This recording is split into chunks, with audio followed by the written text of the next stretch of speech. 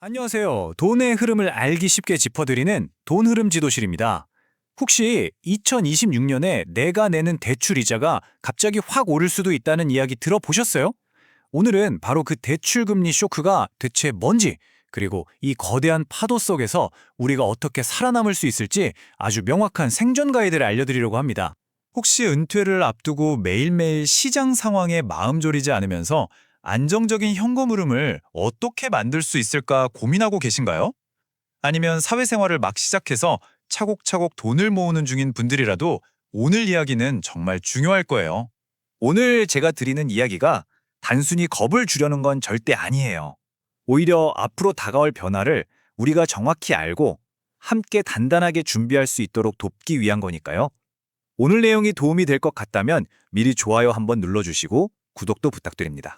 자, 그럼 본격적으로 시작해 볼까요? 바로 2026년 대출 상환 쇼크입니다. 이게 무슨 얘기냐면요. 2020년에서 2021년 사이에 정말 그때 분위기 기억나시죠? 지금 아니면 집을 영영 못 산다. 이런 생각에 있는 돈 없는 돈 다 끌어모아서 소위 영끌에서 대출 받으신 분들 많잖아요. 바로 그분들에게 2026년에 아주 거대한 상환 쇼크가 닥칠 수 있다는 경고등이 지금 깜빡이고 있다는 겁니다. 이게 어떻게 된 일이냐면요. 마치 달콤한 덫 같았다고 할까요? 2020년, 2021년에 금리가 2.5% 정도로 정말 낮았잖아요. 그러니까 많은 분들이 지금이 기회다 싶어서 처음 5년 동안은 금리가 안 바뀌는 5년 고정금리 대출을 선택했어요. 부담이 적으니까요. 근데 문제는 그 5년짜리 파티가 이제 곧 끝난다는 거죠. 2026년이 되면 그 약속의 기간이 끝나고 이제 혹독한 청구서가 날아올 시간이 다가오고 있는 겁니다. 자, 그럼 여기서 많은 분들이 진짜 궁금해하시는 질문이 하나 나올 거예요. 아니, 뉴스 보면 한국은행 기준금리는 뭐 3.5%다 이러는데 왜 내가 실제로 내는 대출 이자는 6%, 7%씩이나 하는 거죠? 하고 말이죠. 도대체 이 차이는 어디서 오는 걸까요? 한번 파헤쳐 보겠습니다. 보세요. 한국은행 기준금리는 2.5%인데 실제 우리가 내는 주택담보대출 금리는 6%, 많게는 7%까지도 가죠. 이 엄청난 차이, 이 갭이 바로 많은 분들을 혼란스럽게 만드는 주범입니다. 이 돈은 다 어디로 가는 걸까요? 우리가 내는 최종 대출 금리는요, 사실 여러 가지가 더해져서 만들어져요. 복잡하게 생각할 것 없이 딱 두 가지만 기억하시면 됩니다. 하나는 기준이 되는 금리예요. 고정금리는 보통 5년 만기 은행채 금리를 따라가고 변동금리는 코픽스라는 걸 따라가죠. 그리고 여기에 은행이 자신들의 이익이나 위험관리 비용을 붙이는데 이걸 가산금리라고 불러요. 그러니까 이 기준금리 더하기 은행의 가산금리가 바로 우리가 내는 최종금리가 되는 거죠. 그래서 기준금리가 그대로여도 은행이 가산금리를 올리면 우리 이자는 확 올라갈 수 있는 구조인 겁니다. 자, 그럼 이 금리 상승이 우리 집에 내 월급 통장에 구체적으로 얼마나 큰 충격을 주는지 실제 숫자를 가지고 한번 따져볼게요. 이게 정말 남의 일이 아닙니다. 예를 들어 볼게요. 2021년에 5억 원을 대출받았다고 가정해 봅시다. 그때 많은 신혼부부나 젊은 가장들이 딱 이 정도 대출을 받아서 내 집 마련의 꿈을 이뤘죠.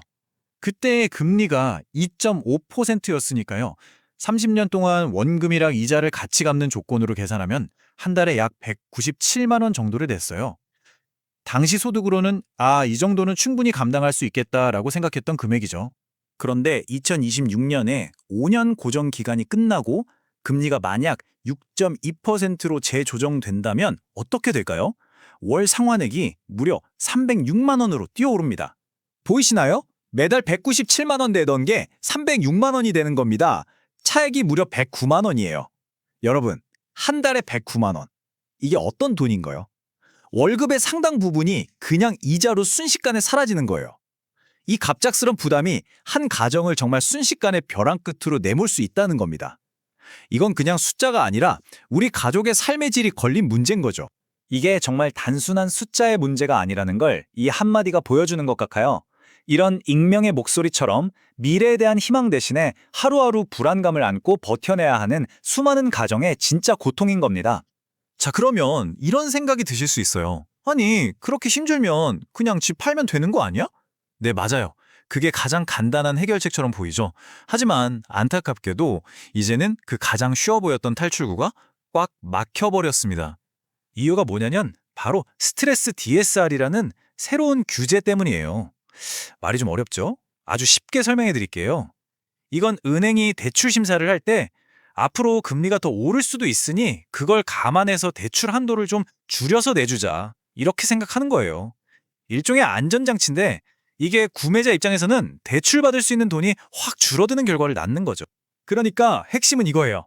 내가 이자 부담 때문에 집을 팔고 싶어도 내 집을 사려는 사람이 대출을 예전만큼 못 받으니까 집을 살 수가 없는 거예요. 팔려는 사람이 있는데 사려는 사람이 없는 거죠. 이런 거래 절벽 현상 때문에 이자 부담을 끝내 견디지 못한 집들이 결국에는 경매 시장으로 넘어갈 위험이 점점 커지고 있는 상황입니다. 자, 지금까지 문제의 심각성에 대해 충분히 이야기했습니다. 아마 마음이 좀 무거워지셨을 수도 있어요. 하지만 여기서 주저앉아 있을 수만은 없죠. 이제부터가 진짜 중요합니다. 이 위기 상황에서 우리가 주도권을 잡고 오히려 내 자산을 지켜낼 수 있는 5단계 행동 계획을 지금부터 알려드리겠습니다. 자, 이 5단계 행동 계획이 여러분의 재정을 지켜줄 핵심 열쇠입니다. 지금부터 딱 집중해 주세요. 첫째, 지금 당장 서랍에 있는 내 대출 계약서를 꺼내세요. 그리고 금리가 바뀌는 정확한 날짜가 언제인지 확인해서 달력에 아주 크게 표시해 두는 겁니다. 이게 모든 것의 시작이에요.